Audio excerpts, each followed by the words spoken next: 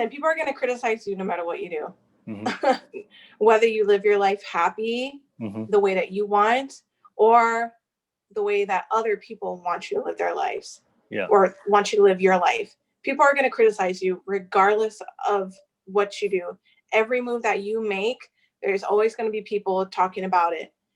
And so I'm all for women empowerment. I mean, the field that I work in is all about empowering people to advocate for themselves with authority figures, medical providers. It's all about empowerment. And that kind of crosses over to culture and to indigenous or native cultures, Pacific Islanders. The people that smile in your face are those. A lot of those people, or some of those people, are also the people that are criticizing you and talking about you behind your back. And I'm not talking about, if they disagree or don't agree with your lifestyle. I'm talking about every single move that you make, they're gonna have something to say about it. So what I think, this is my own belief, is live your life and screw everybody else. Honestly, I think as long as you know who you are as a person, you're secure with that, and that's going to take time to do. And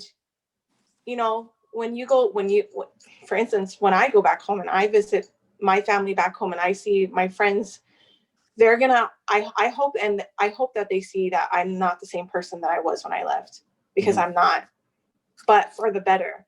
And it takes a lot for you to grow in who you are as yourself, know who you are as yourself. But I'm all about women empowerment. I love empowering women. I love having healthy conversations with women and giving advice and listening and being that person that they can come to. I mean, the group of women that I am friends with now today, which is a very small group, by the way, which is nothing is wrong with that.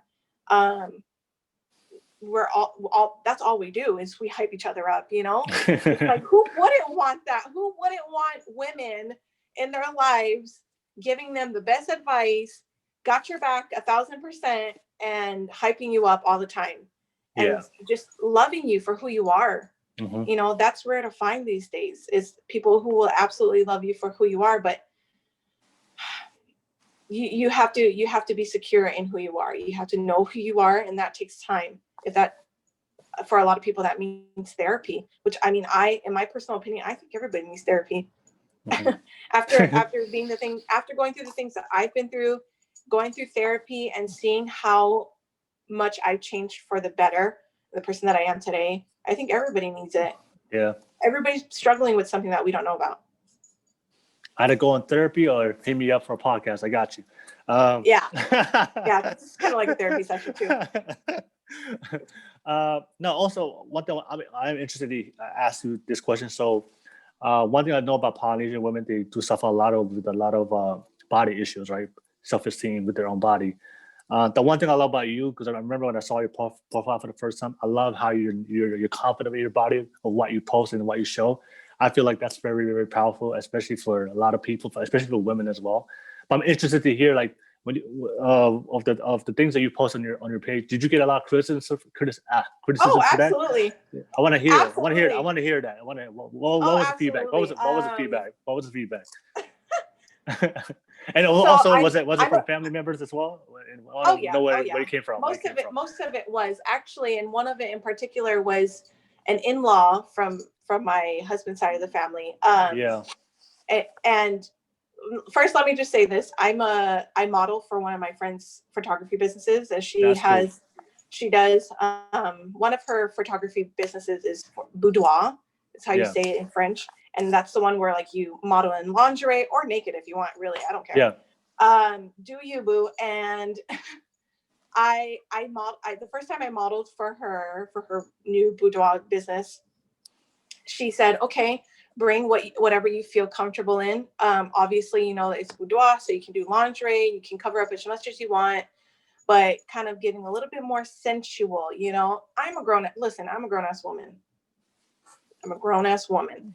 And when you're grown and you pay your own bills and you're a good person and you know you can do what you want with your life. Okay. And I modeled for her. That was one of the first empowerment experiences that I had as a woman. So that's why I say, you know what, if you want to go out in the middle of a flower field in Fresno, California, and model naked for your friend's boudoir photograph business, then if that makes you happy, then honey, do it, and frick what everybody else says. Honestly, so the feedback that I got was a lot. Actually, there was positive and then there was negative. Of course. Positive from other women who feel empowered themselves and who said, "Oh my God, what a beautiful photo shoot! You look so beautiful." Blah blah blah. Give them thanks. Be humble about it. And then I got. Obviously, my dad was uncomfortable with it, but I was like, that's natural. Which is natural, and I'm like, that's fine. And I said, listen, if anybody in my family feels uncomfortable with it, then you can unfollow again, because what I post or what I do with my life, it makes me happy. And if you have a problem with it, then you need to turn the other way and just not look, not pay attention to it. Naturally, obviously, for a father, but for my mom, my mom, I think she was kind of caught off guard at first, but she did tell me that I looked very beautiful. And that's women empowerment. That's what you call women empowerment. My friends were there. Especially when you hear it from your mom, right? That's especially when, of course, and especially when you hear it from your husband. So my husband came with me to the flower field, and he held all my stuff and he was hyping me up. He was even like taking photos of himself, for himself, of me. And he loved it. He loves that I do these things for myself, because people that see you loving yourselves love you more, or people that see that you're loving yourselves are more attracted to you. That's how confidence works, right? Yeah. So after all of that, I got criticism from, my husband's aunt. Mexican tradition family. So Catholic background, a lot of similarities when it comes to the trauma and secrets and bad traits in Pacific Islander Polynesian families. I see a lot in Hispanic families as well. And what, she was speaking to me in Spanish. This was all over like Messenger. So of course, like I can use Google Translate, but my husband speaks fluent Spanish, and one of my really good friends here speaks fluent Spanish as well. So she's Mexican. So my husband didn't reply to me fast enough. So I sent her the screenshots of like what she of what she was saying, and then she would translate it to me. Because sometimes Google Translate doesn't really do justice. And basically, she had called me a prostitute. She called me a whore. She said, "Aren't you ashamed of yourself? Isn't your that stuff you should only be saving for your husband in private? Blah blah blah. I'm not coming to your wedding. I don't support you. You don't love my nephew." And I was like, "Oh, okay." I was like, "Okay." And I said, "Look," I said, Tia is auntie, Spanish. I said, "Tia, if you don't like my posts, you can simply unfollow me. Thank you. And if you do not want to attend our wedding, the wedding of your nephew, then that's completely fine, because honey, I don't need your money for my wedding." And I left it at that, and then I blocked her, and then that was it.